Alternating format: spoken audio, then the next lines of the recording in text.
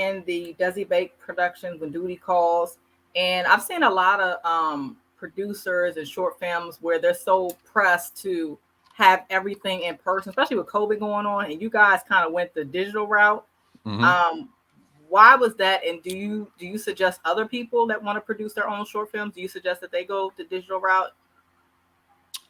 So there's a few ways you can do it, right? So when I first started, I would put everything on YouTube I did, whether it was a web series or a short film. And for every short film that I did, I also wrote a feature script. So if the right person just so happened to see the short film, I would be like, "Oh, you like it? Well, here's the feature script. Can I email it to you?" And they're like, "Oh yeah, let me see it." And then if they like it, hopefully something happens. You could write the story and then pitch it to like producers and try to get funding for it, and then get it put on like a Tubi or whatever the case may be, a Amazon Prime. And then that way you don't take that big of an L. That's a little longer route. And I don't think it's really necessary for a short film, because a short film, you can get it done for, a reasonable budget. Um, the biggest reason why a lot of people who don't produce their own stuff is the money. People say, "Oh, I don't have the money." They have the ideas, but they don't have the money to do it, right? So if you don't want to do crowdfunding where you can raise money, if you don't know anybody that can produce it for you and help you get the money, then just scale down the idea. Maybe not shoot with the Alexa camera or the Red camera, shoot with a Canon, and it'll still look decent, and you'll get your idea out. The first 3 or 4 movies I did, they were shot with like a little Canon T2i, and my budget was like $200. And that was like gas for the cameraman, editing for the cameraman, and food, hot and ready pizza for everybody on set. You know what I'm saying? So Yeah. my ideas were, they were out. It landed me an agent. I was still working my craft. I was still working with my friends, building camaraderie, still giving directors jobs. So you can scale down your idea if the reason you're not putting it out is money. I say if you don't have a resume, then you need to put out whatever you can put out, because there's a lot of producers nowadays that find talent through short films and web series, etc. The biggest story that we know is Issa Rae. She had a web series, Awkward Black Girl, that turned into Insecure. So had she not did Awkward Black Girl because she didn't have the money, we wouldn't know Issa Rae. So I think it's always smart to put it out for what's doable for you income wise. But if nobody knows you, you gotta put it out. Like, you have to. Now the situation with Desi is like a younger brother to me. He came to me, years ago, and told me that he was interested in like taking acting serious, and he wanted to study. So we connected him with Dwayne Boyd, who we started acting with in Atlanta, our coach. And he started going to classes, and then he started doing stand up, and we just kind of built this rapport. And he reached out and told me he had this idea for the short film, and he wanted to do it on a bigger scale, right? So the cameras we shot with were the cameras they shoot 90% of the movies with. We had a full crew, we had directors, we had PAs, we had a full cast. It was a full production, but it was for a short film.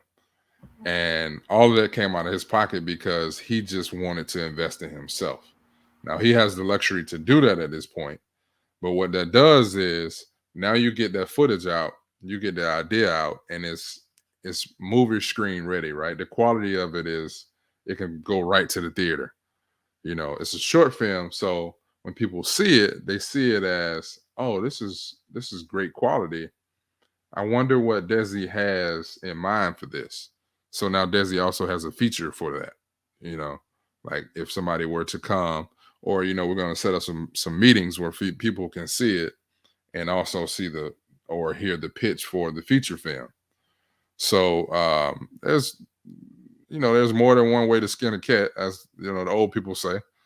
But I think this is important.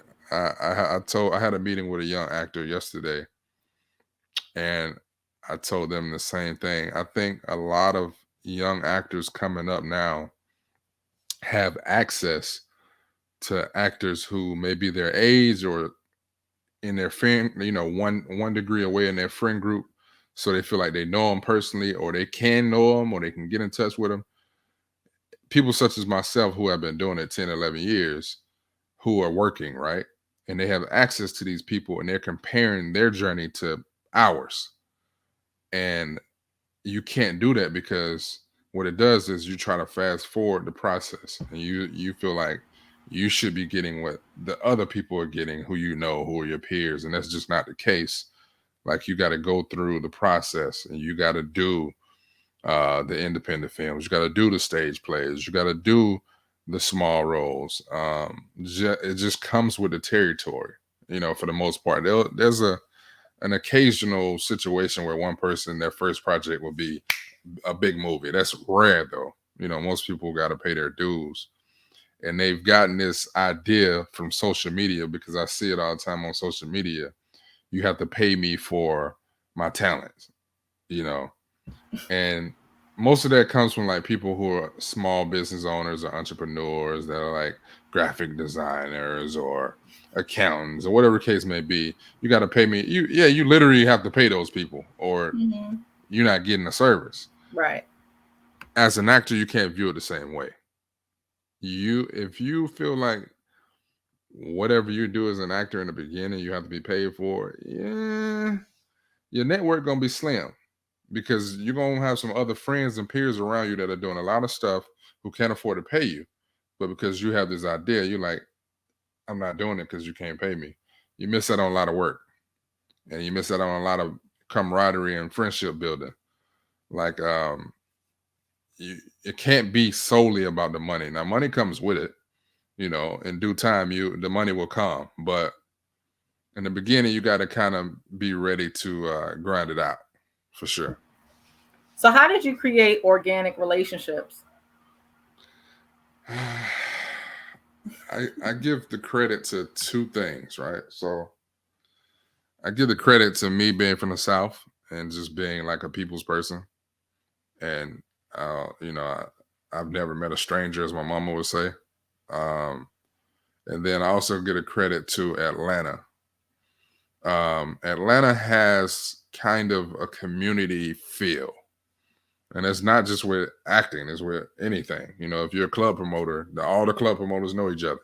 Or it just has a community feel. And because Atlanta is the little sister to Hollywood, everybody that comes up there has a chip on their shoulder. And you have to work twice as hard as the people in LA or New York, because you're in Atlanta, you're in a smaller market. And I wouldn't say you're forced to build relationships, but you kind of know it would behoove you to build these friendships. So like everybody that I ever trained with in acting class, everybody that I ever did a movie with, like I'm still close with all these people. Like we have a big group of like friends that are all from Atlanta, and half of us in LA now, and we're all still real close because we all had something in common. We all were just getting started in a market that was small, and we all had a chip on our shoulder. We all know we had to work extra hard, and we all know it's going to take a village to make it happen. So, I think you just got to be yourself, and you can't be afraid to talk. A lot of people are afraid to talk to people because they don't know them, or they're afraid of rejection. Man, no's never killed anybody, So yeah, you just got to be a genuine person at heart, and the relationships will form.